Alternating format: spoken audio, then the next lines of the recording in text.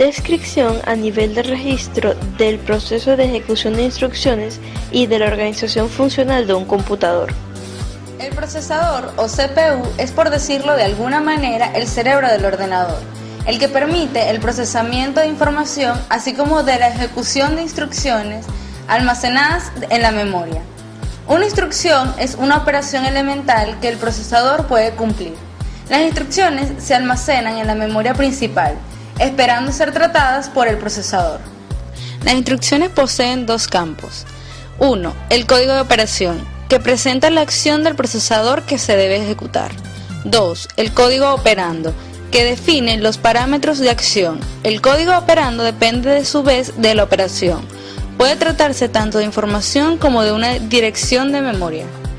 El número de bits en una instrucción varía de acuerdo al tipo de información, entre 1 a 4 bits de 8 bits. Las instrucciones pueden agruparse en distintas categorías. A continuación presentamos algunas de las más importantes. 1. Acceso a memoria. Acceso a la memoria o transferencia de información entre registros. Operaciones aritméticas. Operaciones tales como sumas, restas, división o multiplicación.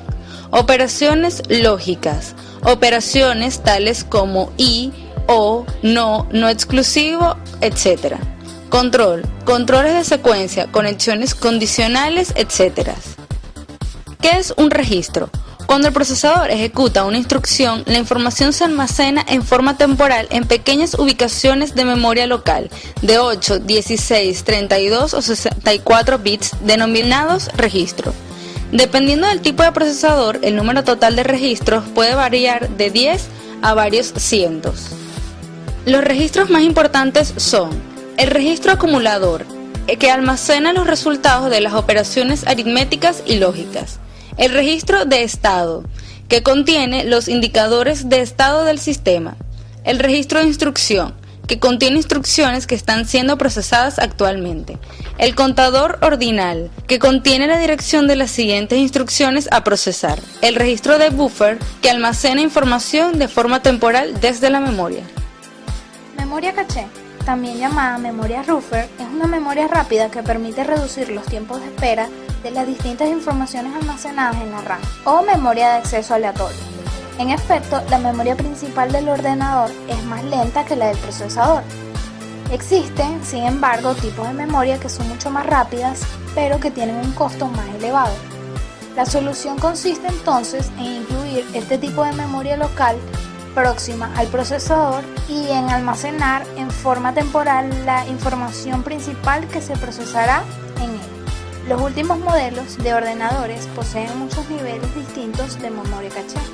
La memoria caché nivel 1 se encuentra integrada directamente al procesador. Se subdivide en dos partes. La primera parte es la caché de instrucción, que contiene instrucciones de la RAM que fueron decodificadas durante su paso por las canalizaciones. La segunda parte es la caché de información, que contiene información de la RAM, así como información utilizada recientemente durante el funcionamiento del procesador. El tiempo de espera para acceder a las memorias caché nivel 1 es muy breve. Es similar al de los registros internos del procesador. Memoria caché nivel 2. Se encuentra ubicada en la carcasa junto con el procesador, en el chip. La caché nivel 2 es un intermediario entre el procesador con su caché interna y la RAM.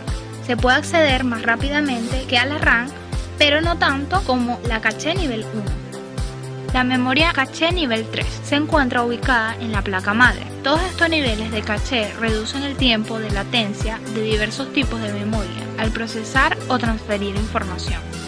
Mientras el procesador está en funcionamiento, el controlador de la caché nivel 1 puede interconectarse con el controlador de la caché nivel 2, con el fin de transferir información sin entorpecer el funcionamiento del procesador. También, la caché nivel 2 puede interconectarse con la RAM, caché nivel 3, para permitir la transferencia sin entorpecer el funcionamiento normal del procesador. Señales de control. Las señales de control son señales electrónicas que orquestan las diversas unidades del proceso que participan en la ejecución de la instrucción. Dichas señales se envían utilizando un elemento denominado secuenciador. Por ejemplo, la señal leer, escribir, permite que la memoria se entere de que el procesador desea leer o escribir información. Organización funcional de un computador. El procesador se compone de un grupo de unidades interrelacionadas o unidades de control, aunque la arquitectura del microprocesador varía considerablemente de un diseño a otro. Los elementos principales del microprocesador son los siguientes: una unidad de control que vincula la información entrante para luego decodificarla y enviarla a la unidad de ejecución. La unidad de control se compone de los siguientes elementos: secuenciador, contador ordinal, registro de institución, una unidad de ejecución, una unidad aritmética lógica, la unidad de punto flotante, el registro de estado, el registro acumulador y una unidad de administración del bus o unidad de entrada y salida, que administra el flujo de información entrante y saliente y que se encuentra interconectado con el sistema RAM. Transistor. Con el fin de procesar la información, el microprocesador posee un grupo de instrucciones denominado conjunto de instrucciones, hecho posible gracias a los circuitos electrónicos. Más precisamente, el conjunto de instrucciones se realiza con la ayuda de semiconductores, pequeños conmutadores de circuitos que utilizan el efecto transistor, descubierto en 1947 por John Barden, Walter H. Brattain y William Shockley, quienes recibieron por ello el Premio Nobel en 1956. Un transistor es un componente electrónico semiconductor que posee 3 electrodos capaces de modificar la corriente que pasa a través suyo. Utilizando uno de estos electrodos, denominado electrodo de control, estos reciben el nombre de componentes activos, en contraste a los componentes pasivos, tales como la resistencia o los capacitores, que solo cuentan con 2 electrodos, a los que se denomina bipolares. El transistor MOS, metal óxido silicona, es el tipo de transistor más común utilizado en el diseño de circuitos integrados.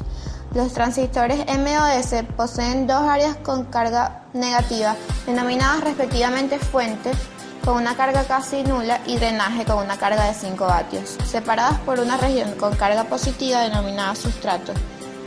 El sustrato posee un electrodo de control superpuesto denominado puerta, que permite aplicar la carga al sustrato. Circuitos integrados. Una vez combinados, los transistores pueden constituir circuitos lógicos que, al combinarse, forman procesadores. El primer circuito integrado data de 1958 y fue construido por Texas Instruments. Los transistores MOS se componen de láminas de silicona denominadas obleas, obtenidas luego de múltiples procesos. Dichas láminas de silicona se cortan en elementos rectangulares para formar un circuito. Los circuitos se colocan luego en carcasas con conectores de entrada a salida y la suma de esas partes componen un circuito integrado. La minuciosidad del grado, expresado en micrones, define el número de transistores por unidad de superficie. Puede haber millones de transistores en un solo procesador. Dado que la carcasa rectangular contiene clavijas de entrada a salida que parecen patas, en Francia se utiliza el término pulga electrónica para referirse a los circuitos integrados. Familias. Cada tipo de procesador posee su propio conjunto de instrucciones. Los procesadores se agrupan en las siguientes familias, de acuerdo con sus conjuntos de instrucciones exclusivos: 80x86, ARM, IA64, MIPS, Motorola 6800, PowerPC, entre otros. Un conjunto de instrucciones es la suma de las operaciones básicas que puede cumplir un procesador.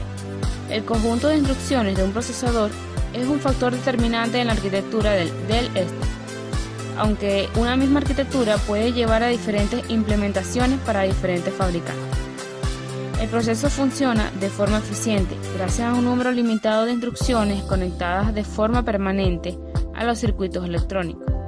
La mayoría de las operaciones pueden realizar utilizando funciones básicas. Algunas arquitecturas, no obstante, sí incluyen funciones avanzadas de procesamiento. La arquitectura CISC-U, ordenador de conjunto de instrucciones complejas, se refiere a la conexión permanente del procesador con las instrucciones complejas, difíciles de crear a partir de las instrucciones de base. La arquitectura CISC es especialmente popular en procesadores de tipo 80x86. Este tipo de arquitectura tiene un costo elevado a causa de las funciones avanzadas impresas en la silicona.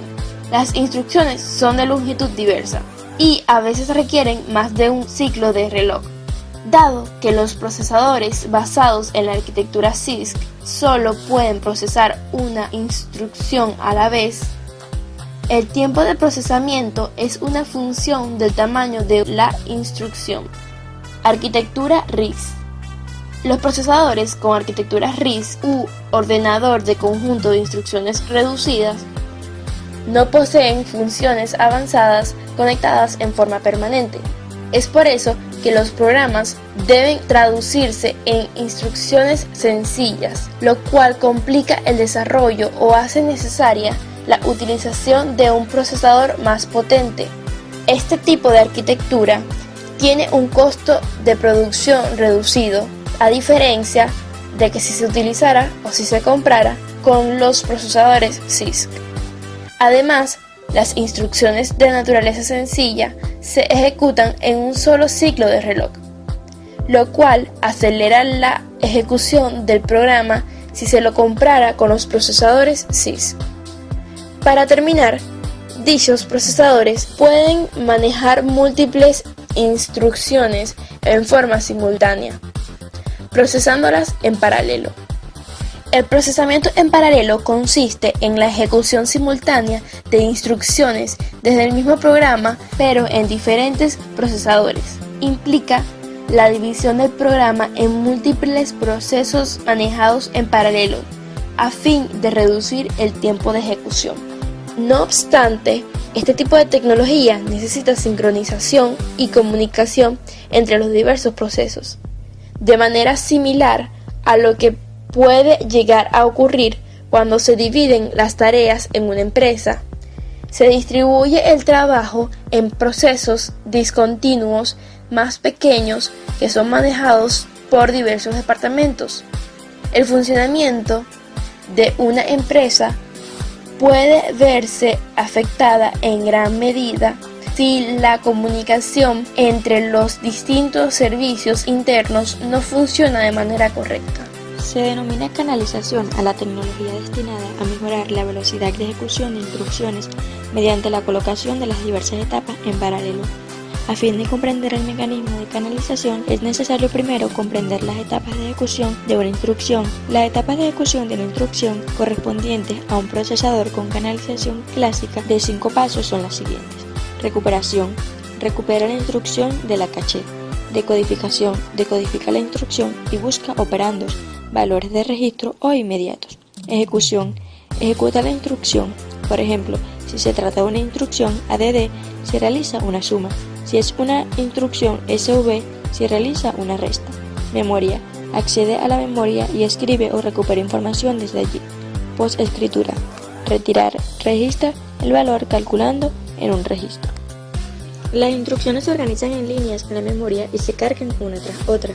Gracias a la canalización, el procesamiento de instrucciones no requiere más que de los 5 pasos anteriores, dado que el orden de los pasos es invariable: recuperación, decodificación, ejecución, memoria y postescritura.